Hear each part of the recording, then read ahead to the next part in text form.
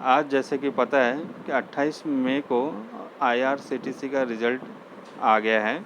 तो चलो हम लोग आईआरसीटीसी का कंसोलिडेटेड फाइनेंशियल रिज़ल्ट देखते हैं। तो पहले हम लोग आते हैं रेवेन्यू के ऊपर। रेवेन्यू कैसा है, तो रेवेन्यू देखते हैं तो ईयर ऑन ईयर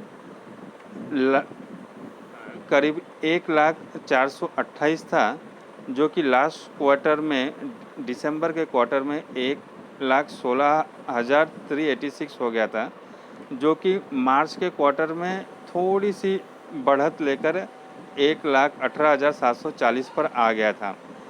तो ईयर ऑन ईयर देखेंगे तो काफ़ी अच्छी ग्रोथ दिख रही है, लेकिन क्वार्टर एंड क्वार्टर देखेंगे तो थोड़ी मामूली सी ग्रोथ दिख रही है, जो कि इतना कोई ख़ास ग्रोथ नहीं है। अभी हम देखते हैं टोटल एक्सपेंस कितना हुआ है। अब टोटल एक्सपेंस देखेंगे, ये हमारा टोटल एक्सपेंस पे आ जाते हैं।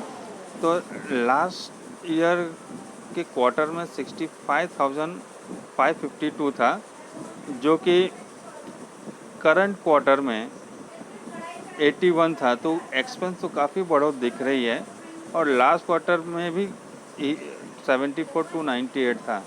तो एक्सपेंस इनकम माइनस एक्सपेंडिचर जब हम लोग देखते हैं तो हमारा लास्ट ईयर ऑन ईयर देखते हैं तो 27,844 दिख रहा है यहाँ पर, और जबकि लास्ट क्वार्टर में 29,989, तो काफ़ी अच्छा प्रॉफिट में जंप हुआ था।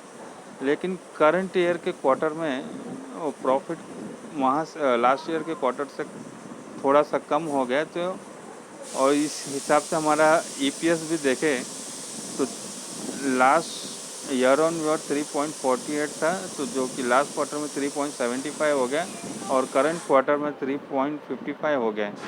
तो ओवरऑल रिजल्ट ये क्वार्टर का देखें तो कोई ख़ास नहीं रहा है।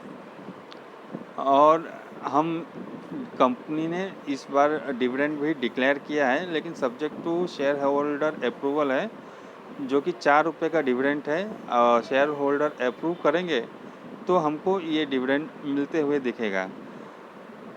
तो अब इस वीडियो में यहीं तक, मिलेंगे अगले नेक्स्ट वीडियो में। Thank you.